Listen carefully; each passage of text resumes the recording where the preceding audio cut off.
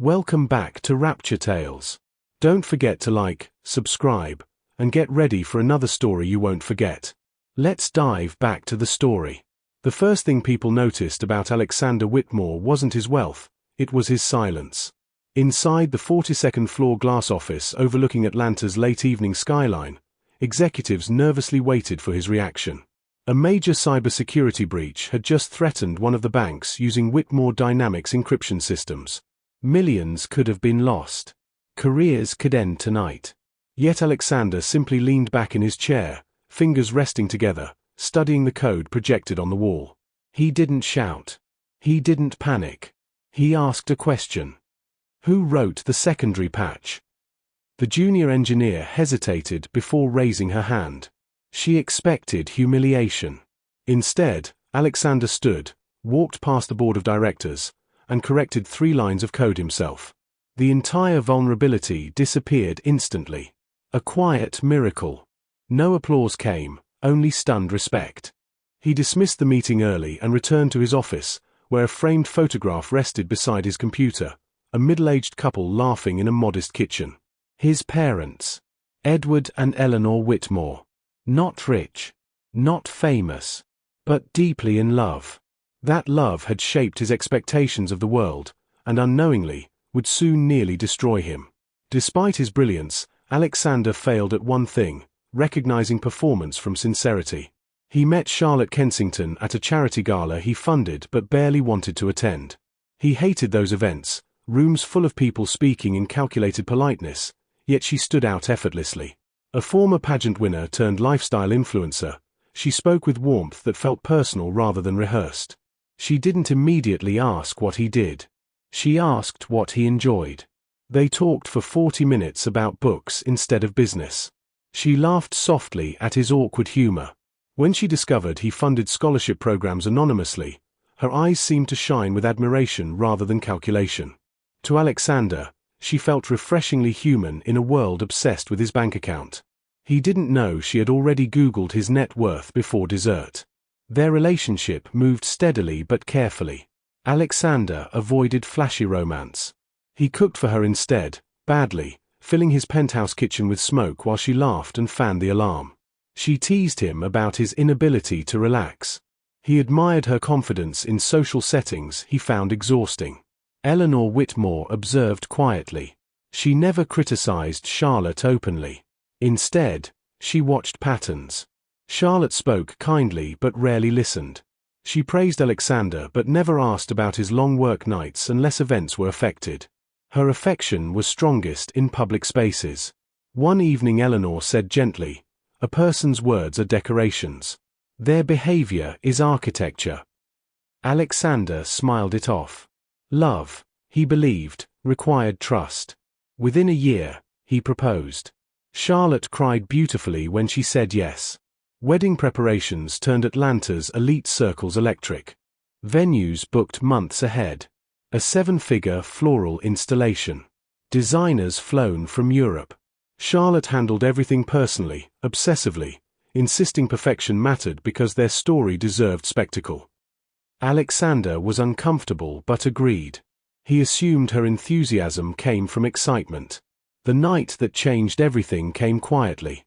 He returned early from a business trip and entered through the private lounge instead of the main hall. Charlotte's voice echoed from the terrace. She hadn't heard him arrive. She wasn't speaking lovingly. She was laughing. He's brilliant, yes, she told her friend Victoria Blake over champagne. But emotionally, he's predictable. After the wedding, the financial protections lock in. I'll never need to worry again. A pause. Then the sentence that stopped his breathing. Love. Victoria. Please. His security, not romance. Alexander stood in the darkness long after the call ended. He didn't confront her. He began planning. Dr. Oliver Bennett stared at him across a hospital office desk. You're asking me to help you fake paralysis. Alexander's expression never wavered. I need the truth before legal permanence binds me to a lie. Oliver paced.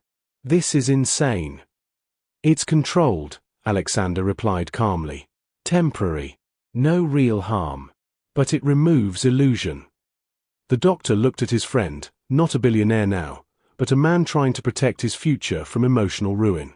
After a long silence, Oliver sighed. One staged crash. Limited witnesses.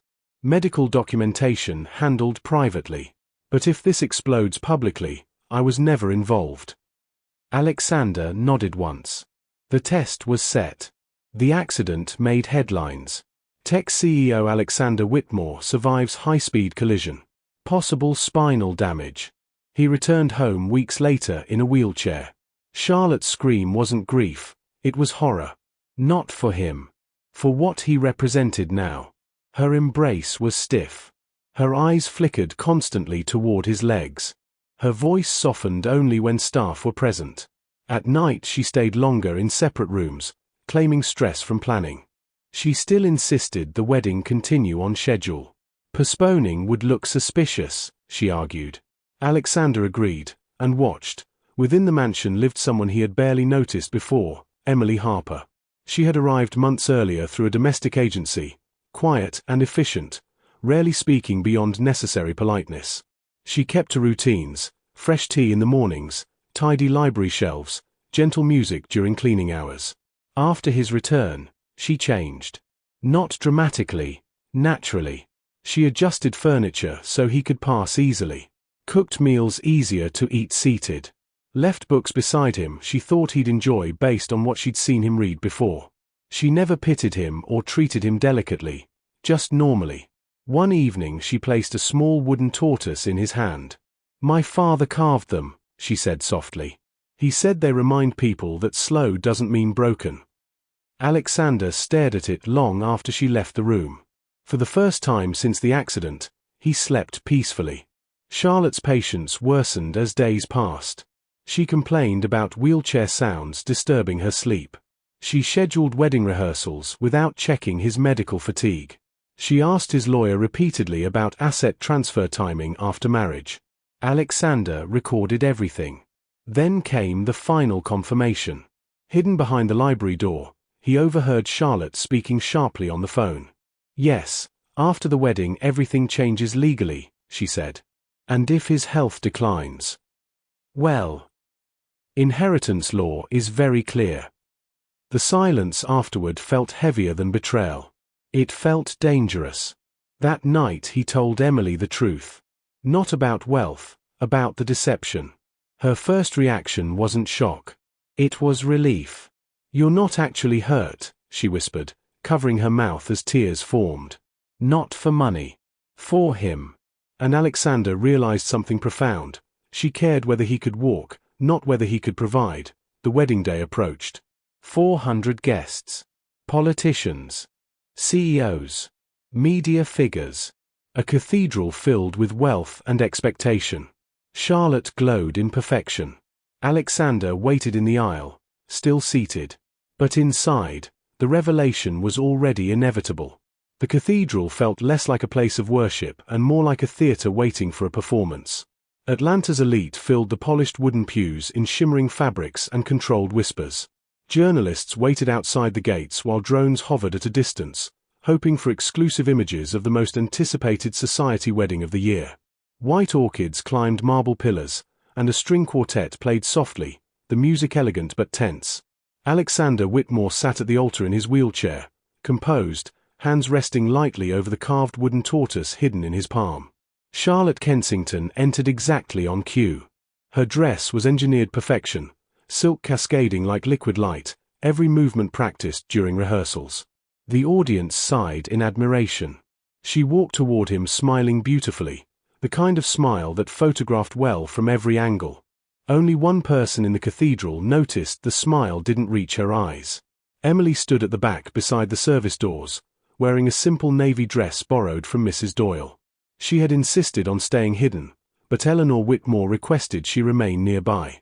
"Truth sometimes needs witnesses," Eleanor had told her gently. The officiant began the ceremony. Words about devotion, loyalty, and partnership echoed through the vast space. Charlotte held Alexander's hand delicately, careful not to crease her lace gloves.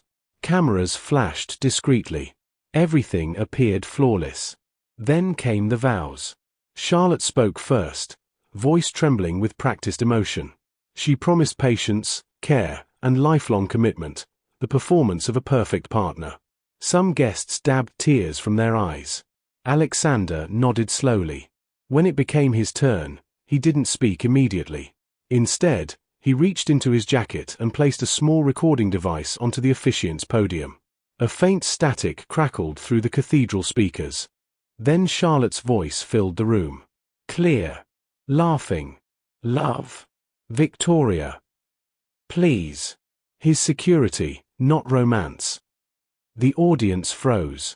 Another recording followed, her discussion about legal inheritance after marriage. Then another, irritation about his wheelchair, her urgency to finalize documents, her frustration that he couldn't even stand for photos. Charlotte's face drained of color with each second. Alexander, she whispered. But he was already rising. Slowly. Calmly. Standing fully upright. Gasps shattered the silence like breaking glass. No one moved as realization spread across the cathedral. Charlotte staggered backward, unable to process the impossible sight. Her hands trembled, her breath quickened, and for the first time since knowing her, she had no script. You lied, she said faintly. Alexander's voice remained steady. I revealed truth. He turned to the audience instead of her. I wanted to know if I was loved or evaluated. He explained nothing theatrically, only simply. He discovered deception, he created a controlled test, and every action afterward confirmed his fears. No insults. No shouting. Only facts. Security quietly approached Charlotte as murmurs grew louder across the pews. Victoria slipped out early, unable to face the unfolding humiliation. Charlotte reached for Alexander's arm desperately. We can fix this privately.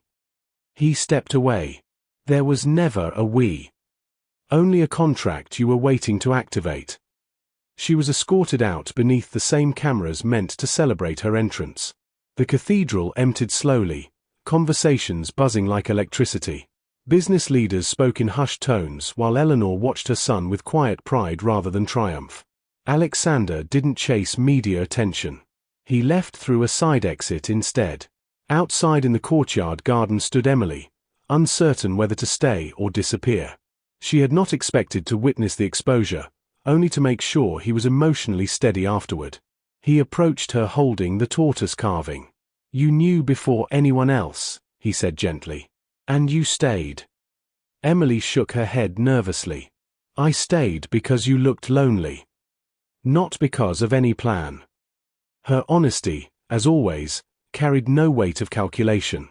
For the first time that day, Alexander smiled freely. Weeks passed. The scandal dominated headlines briefly, but Alexander refused interviews. Whitmore Dynamics continued operating without disruption. His professionalism insulated the company from personal controversy. Charlotte attempted public statements claiming humiliation, but recordings contradicted her narrative. Social circles closed their doors quickly. Meanwhile, life inside the Whitmore residence changed subtly. Emily no longer tiptoed through hallways. Eleanor invited her for tea rather than instructions. Mr. Green began greeting her each morning with quiet respect. Alexander asked her opinions, about books, about music, about ordinary things wealth never influenced. They took evening walks through the garden. Not romantic yet. Comfortable. Alexander eventually offered her a position managing the foundation's community programs. She resisted at first, fearing obligation, but accepted when she realized he valued her judgment, not gratitude. Working together revealed more about them than months in the same house ever had. He discovered she loved repairing old furniture because objects deserve second chances. She discovered he coded late at night because building systems calmed his thoughts. Trust grew without announcement. A year later, they traveled to a quiet coastal town in the UK for a conference retreat. No media. No luxury spectacle. Just sea air and small cafes. On a calm evening overlooking the water, Alexander placed the wooden tortoise between them on the table. You reminded me I was still whole, he said. I want a life where nothing needs to be tested again. Emily laughed softly, eyes bright. Then don't test it. Just live it. He asked simply, without kneeling or audience. She answered simply. Their wedding was small, attended by family, a few friends, and the staff who had become family. No grand displays, no performance vows, only sincerity spoken quietly. Eleanor cried more than anyone. Alexander kept the tortoise in his jacket pocket again, not as protection, but as memory. He finally understood what his parents had built, not admiration, not dependence, but partnership. And this time, he never needed a test to believe it. That's all for today. Like, subscribe, and see you in the next episode. Stay tuned.